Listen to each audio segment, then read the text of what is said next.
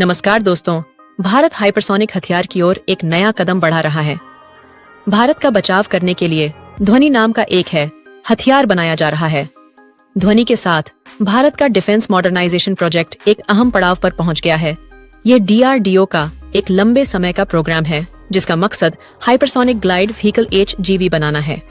इसका मॉडल विज्ञान वैभव एग्जीबिशन में दिखाया गया, जिससे पता चलता है कि भारत उन कुछ देशों में से एक बन सकता है जो हाइपरसोनिक टेक्नोलॉजी में माहिर हो सकते हैं।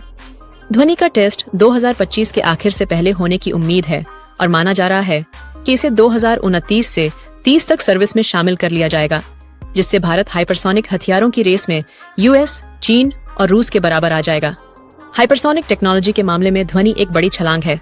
इस व्हीकल में ब्लेंडेड विंग बॉडी डिजाइन है जो कम ड्रैग और स्टेल्थ के लिए एरोडायनामिक रूप से ऑप्टिमाइज्ड है। इसे ultra high temperature ceramic composite का इस्तेमाल करके बनाया गया है जो री एंट्री के दौरान 2000 से 3000 डिग्री सेल्सियस का टेम्परेचर झेल सकता है। इसे एक बूस्टर रॉकेट का इस्तेमाल करके लॉन्च किया जाता है जो अलग होता है और मिसाइल डिफेंस सिस्टम से बचने के लिए एडवांस्ड मैन्यूवरिंग का इस्तेमाल करते हुए हाइपरसोनिक वेलोसिटी पर ऊपरी एटमॉस्फेयर का इस्तेमाल करके उड़ता है। हालांकि अभी ऑफिशियली अनाउंस नहीं किया गया है, लेकिन एनालिस्ट का मानना है कि इसकी इंटरकॉन्टिनेंटल रेंज 5500 किलोमीटर तक बढ़ाई जा सकती है। ध्वनि के दूरगामी जियोपॉलिटिकल असर हैं। पाकिस्तान के लिए यह एक चुनौती भी है क्योंकि मौजूदा एयर और मिसाइल डिफेंस सिस्टम इसका मुकाबला करने के लिए अच्छी तरह से इक्विप्ड नहीं है और डिफरेंस बैलेंस असल में भारत के पक्ष में बहुत ज्यादा झुका हुआ है।